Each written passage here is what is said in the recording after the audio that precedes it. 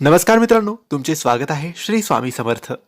मित्रांनो, अक्षय तृतीयाच्या दिवशी तुम्ही जेही पूजन करत असाल, घागर पूजन किंवा कलश पूजन, त्या पूजनामध्ये मित्रांनो एका ताटामध्ये 5 वस्तू ठेवून नक्की पूजन करा.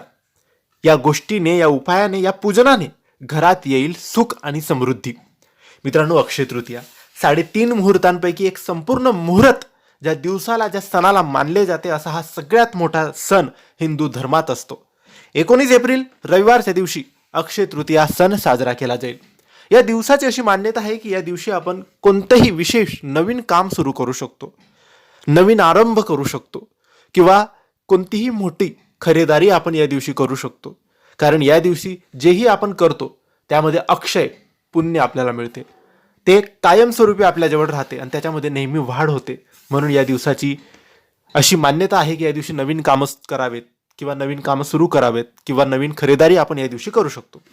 तर या दिवशी आपण अनेक पूजा विधी करत असतो परंपरेनुसार, जसं आपण आपल्या घरात करतो त्याप्रमाणे. पण त्यासोबतच आपण जर एका ताटामध्ये 5 वस्तू ठेवून पूजन केले तर नक्की आपल्याला अक्षय पुण्याची प्राप्ती होते, घरात सुख समृद्धी नांदते. आता ताट घ्यायचं आहे, स्टीलचं घ्या, तांब्याचं घ्या, कुठलंही ताट घ्या. त्यामध्ये सगळ्यात आधी एक कलश स्थापना तुम्हाला करायची आहे. कलश म्हणजे एक लोटा घ्या, तांब्याचा लोटा, त्यामध्ये विड्याची पानं, एक नारळ, पाणी, असं व्यवस्थित आपण जसा कलश मांडतो, कलश बनवतो, तसा कलश त्या ताटामध्ये मधोमध ठेवा. पण ठेवताना आधी त्याखाली तांदूळ किंवा गहू टाका आणि त्यावर तो कलश उभा करा. ही झाली पहिली वस्तू. दुसरी वस्तू तुम्हाला ठेवायची आहे, एका वाटीत गहू आणि एका वाटीत तांदूळ हे ठेवायचे आहे तुम्हाला.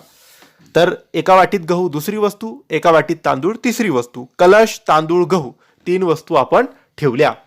आता आपल्याला शुभता येण्यासाठी गणपतीचे पूजन करावे लागते, म्हणून एक पूजेची सुपारी विड्याच्या पानावर तुम्हाला ठेवायची आहे. ही झाली चौथी वस्तू. आणि आता 5वी वस्तू तुम्हाला ठेवायची आहे, कोणताही एक गोड पदार्थ किंवा कोणताही एक फळ, जसं की आंबा. आंबे आता आलेले आहेत तर तुम्ही एक आंबा ठेवा.